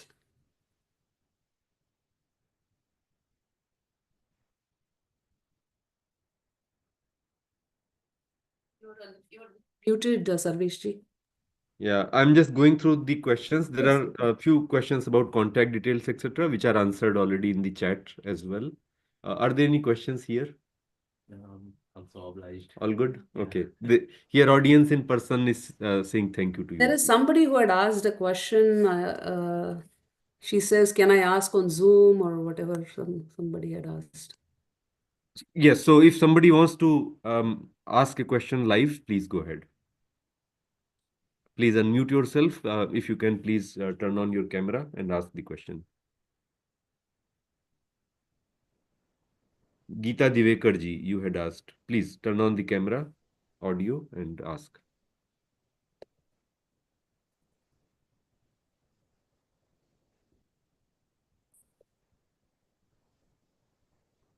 Did we lose her? I don't know. No, Namaskar, Deepaji. Namaskar, Sarveshji. Thank you so much. Deepaji, I follow your content and on Facebook, so thank you for an enlightening talk. And I have a very, very important question. Sorry, I'm under the weather today. I have a very, a very, very important question. In our Sanatan community, recently, we grew up in a joint family in India, and one of our members now has a differently abled child, special needs, and we are eager to help. We don't know what to do. So recently, I went to a support group to give my cousin sister some moral support, and I was very, very shocked to see the overwhelming number of parents who are facing with such issues. I only became aware of it because it happened to my cousin, my sister, with whom I had grown up. And I was not aware at all. So there is a growing need for Purushartha for parents of differently abled children. What can we do? How can we help? Is there something we can do at an individual family level? Yes, of course, we all want to do what we can do, but also as a community, because when I went to the local Hanuman temple in Dallas, they've actually started a support group for autism. And these parents they have no anchors. Where do they go? What do they do? How do they carry on? And the stress and the fear and all that agitation in the mind, the worry in the heart, I am personally came back feeling very heavy. And as a Hindu community, how can we help them just stay put and do their purusharth of taking care of the kids who may never be in the mainstream? Some of them are on the lower end of the spectrum. There is possibility, but some of them are truly little bit more severe. So if for Samskara Foundation and for you, Deepaji, and for all people who are on the Zoom, if there is anything we can do for this group, because they are also Sanatanis, they are also our people. And we cannot abandon them saying you figure it out for your children. Okay, so this is a huge topic. So number one, let me address your specific question first, but there is a broader theme that emerges out of it. Okay, the first one, I think the situation is there. I mean, like you, we notice it everywhere. So again, the medically they have to do whatever they have to do, right? We are not going there, but as a parent, they need dharma even more. They need Gita even more as a parent. So, for example, in the Chicago area, again, I was contacted by some people locally that, we have this thing going on. They have a group already, but they didn't have any guidance from a Sanatana Dharma angle. They were doing a lot of, which therapy to do or what to do and all of that. They have a support group. So we ended up having a special satsang. Our Chinmaya Mission Swamiji travels every month to this group. He meets with them. And when I went for the first session with this group, I was very moved because I couldn't, each parent had tales to tell that, they've been put in, and like, why have I been put in? I had to sacrifice my career. I'm not able to do this. And it takes a toll on the whole family. So the problem is, so again, not meaning to diminish their thing, but there is some prarabdha in action. How do you make the best of a very, very horrible situation? Okay, we are not diminishing that. Like you said, there have been extreme cases. Yet, unfortunately, this is the deal you've been dealt with this in this janma, right? How do you do the best out of it and come out of it in a good, as better way as possible for you and the family? I think the solution does lie in dharma. And I see our Swamiji has made a huge difference. And I think it's just basic. He's just bringing up, don't take the blame on yourself. Treat the child as Krishna. So there are parents who say, and some of them are very honest because they are not away from their families, right? They're very honest. They say, I get frustrated. I just feel like I feel like a evil because don't want to deal with the situation. So Swamiji comes and says, yes, when those situation comes, tell them this is Krishna has come in the form of this child. I'm not going to develop hatred. I'm not going to develop frustration. So there are a lot of things I don't want to, because it's a big topic and I'm not qualified to talk about it.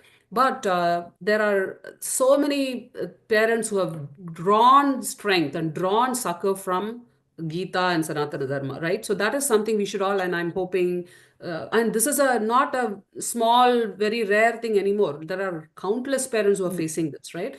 So I think organizations like Samskara, like our temples, everywhere should have a special mechanisms for helping these parents. And a lot of times, as a whole family suffers. In fact, if one child has a problem or some kind of a special situation, the other children suffer. So we do need that backbone. So that is a temporary answer. It doesn't answer your question, but yes. But I think what this is pointing also is a broader issue. Now, there is a lot of research that's going on. Why is this happening, right? There are some environmental factors, they're talking about phthalates that we are ingesting. There are a lot of food related stuff that's happening. There's a lot of like environmental issues that are happening, no doubt. Okay. And that is something we can try to control. We can have a healthier lifestyle and all of that. So, and again, I'm not the qualified person to talk about it, but I do want to talk about in the context of this Purushartha parenting, our children are going to be these future parents. Our children are going to develop into, future parents. And if this problem continues, there is no guarantee that they are going to have their children how they will land up, right? Now my point is parenting does not start when you conceive. It starts long before, right? Our shastras actually say that that Taittiriya Upanishad also, it says, right, Annat, there's a series that happens before you actually become a child, become a parent. What I would say is our children need to be empowered to becoming the parent long before they even think of a relationship. And that also starts when they have a dharmic routine, when they follow the dharmic samskaras, when they keep their mind calm, when they are, accepting of everything, all of these values, samanya dharma, vishesha dharma, then I don't know how we have no mechanism scientifically to say how much it will be reduced, but I do think there is a role for it. Chinmaya Mission has started something called the Garbha Samskara program. So even before, no, this is not for pregnant people, even long before, even couples can join. I think even single people can join, I'm not sure. But they join this Garbha Samskara program where they prepare themselves to be future parents. It's kind of what we are doing, but in a methodical way, right? So I think this is also one more reason why our children need to be told anything, again, we can go on a tangent here, but it's a very holistic way to develop ourselves. If I am putting stress on myself, if I'm not doing my job, if I, gender roles, unfortunately, I mean, I also went through a phase where I was a feminist. Okay. I'm not like, I'm honest about mentioning it. I thought I was like, everything is the same, but having brought up 3 children and, thing, I realized there is a role for gender roles. The mother need to manifest a certain Shakti and the father needs to manifest a certain Shakti. The combination of that influences the children in different ways. The son needs to see the father in a certain form to develop those whatever he needs to develop. The son needs to have a mother who needs to. So this combination of the Shiva Shakti, as we call, is so critical for the children, and that is by no means diminishes each of us. I feel I'm a very, very powerful. I feel very self-confident, have a great self-esteem, whether I work or not work, or whether I earn money or don't work, because there is a fundamental purpose in my life. And now that all of those factors, the mother and father manifesting who they are, living an honest life, following Samanya Dharma, following Vishesha Dharma, manifesting that in life, having routines, super important. I don't think I also did not recognize how my father, who's 84, does not miss a single day of routine, whatever routine he has, all those matter. And that will, along with the exposure that they are having, like you mentioned this special needs, but now we are dealing with children who are getting puberty at 9 and 10, for God's sake. They are not even out of elementary school. A lot of people are putting the blame only on the environment. It's possible. I think we should avoid all kind of, especially in young age, all kind of beauty products or lotions or all of that. They are loaded with these phthalates and hydrocarbons. Definitely true. But I think as Sanatana Dharma, we have a role to play in the mind. As I keep mentioning again and again, the impressions we are creating in the mind. Why is a 8-year-old, 9-year-old watching some crappy content? They should be watching uplifting content. Now, the impact on nobody has studied the impact of that content. Even 6-year-old, 7-year-old watching some like vulgar stuff on social media or TV. What impact is that happening on their hormonal structure? This is not being studied anywhere. I actually Googled. You can also go and look. I have studied this. They are talking about social media later. But the impact on the growth, impact on the growth hormones, impact on the prefrontal cortex that Sarveshji, I think you mentioned earlier, nobody is studying all of this. So I think from Sanatana Dharma, we know, from Raja Yoga, we know that every impression we are putting in our mind has an impact on the body. on the gut. Now they are talking about the brain gut connection, right? Whatever is in the gut Yeah. influences the brain. Whatever in the system. Science is very, very slow. They are coming, they are slowly finding, but we don't have the luxury of waiting for science to prove that bad content or bad lifestyles or stress in the home. Like the example I told you, this family, I will tell you, this stupid traveling soccer took a toll on that family. Why are we allowing that to affect our basic grounding as human beings, right? So these are things we need to that is why this having stable families with a routine, following good values, following bhakti traditions, not getting into needless competition, using your time wisely to develop yourself long term, not for this next competition, but as a lifelong. All of these things, I think, will make them a much more stable, holistic person. Mental illness is like a huge issue here. Our Indian Huge, children yeah. are getting impacted for mental illness, mental whatever, depression, and all of this.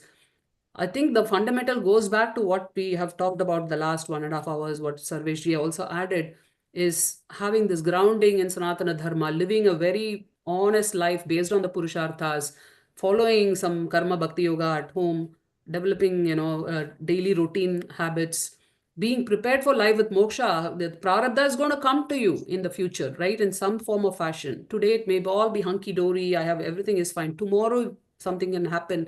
How are you going to deal with it? Because that is prarabdha. You can have no control over it. But are you empowered to meet that whatever happens there are children, she lost a parent and she herself committed suicide.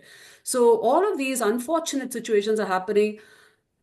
Is everything in our hand? No, there are things beyond our control. But what are the things that we are doing to make them ready to face life, to prepare them? And that's what I'm saying. We are preparing, and in fact, I've written in the past in my Facebook post also. We are creating fantastic future salarymen, right? We are making them study all the sciences and math and everything, computer science, everything. Go to the right college, do all the right clubs, everything. Our Indian community is so focused on it. We want excellent resumes for our children, fantastic, and empower them. They're going to find the greatest jobs, everything. So we are putting 99% of our effort on creating future employees, right? Future salarymen. How much effort are we putting for future, to create future mothers and fathers and spouses, future, grandparents? So this is something that's the reason for this Purushartha. That's the reason this has been in my mind, is this Purushartha model is so critical for our future, of our children's happiness, for our grandchildren, for our great grandchildren, and so on. So not even leave aside the Hindu community, leave alone the society. But to your point, I don't have a silver bullet answer. The silver bullet answer is in Sanatana Dharma. You follow it. You focus on your mind management, focus on your lifestyle, not get into this whatever fake mithya jagat that's being created, that where you need to have this, you need to be on social media, you need to be this standard of beauty, this standard of lifestyle. Not get into it, stay your path. I think that is the recipe, and the strength for that, the wisdom for that will come from our shastras. So that is a longer term, which all of us here, at least we should commit to that, is to, at least in my mind, I'm thinking, all of this, I've talked a lot, and there are so many people who have talked about it. At the least, can we all commit to saying, I'm going to have a balanced Purushartha approach for my children, not just focused on their college, job, everything. Because I'm also telling you, once you do the holistic thing, that job thing automatically falls into place, because the children are used to a disciplined life, right? So they will do well, no matter what, they will do well. And so you don't need to worry about it.